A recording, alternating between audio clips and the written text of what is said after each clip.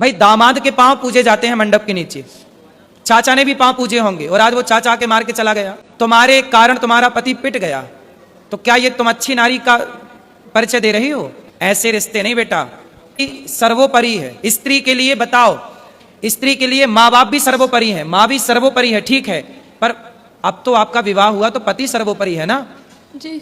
फिर तो आपके पति के साथ आपके परिवार वालों ने सही किया कि गलत किया? गलत किया। फिर आपने बोला नहीं उनको? आपने बोला नहीं अपने पिताजी अपने चाचा जी को कि तुम्हें शर्म नहीं आई? कितने साल हो गए शादी की बात कराओ? 3 साल होंगे अभी 14 नवंबर को। 3 साल में ही पति को कुटवा दिया, गलत किया ना बेटा तुमने।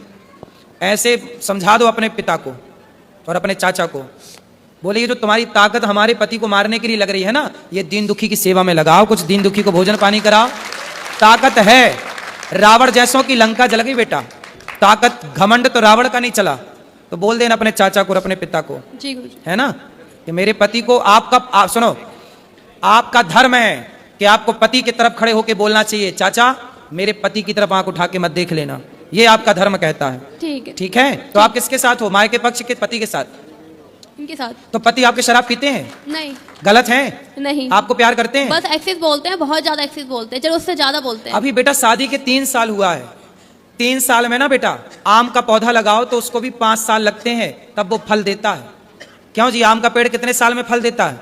5 साल में। बेटा भी तुम्हारी शादी के 3 साल हुए हैं, शादी को थोड़ा मैच्योर तो होने दो, रिश्ते को पकने तो दो।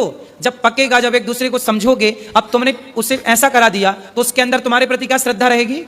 अब तुम हमें पिटवाओ और फिर हमसे उम्मीद करो कि हम तुमसे प्यार करें और तुम्हारा सम्मान करें। बेटा सम्मान दोनों तरफ से होता है, जब तुम सम्मान करोगी ना तो हम भी करेंगे, और तुम हमें गाली दोगी तो फिर हमसे सम्मान की कामना मत करना, ठीक है? गुरुजी एक बात और कहनी थी।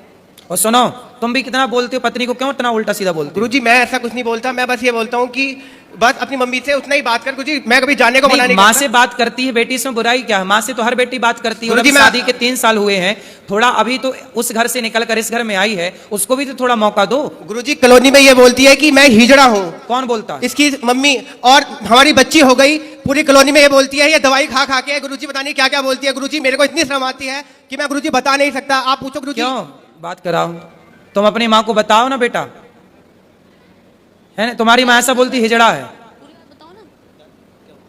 ये सब नहीं बोलना बेटा। माँ को समझाओ कि माँ तुम अपना काम करो।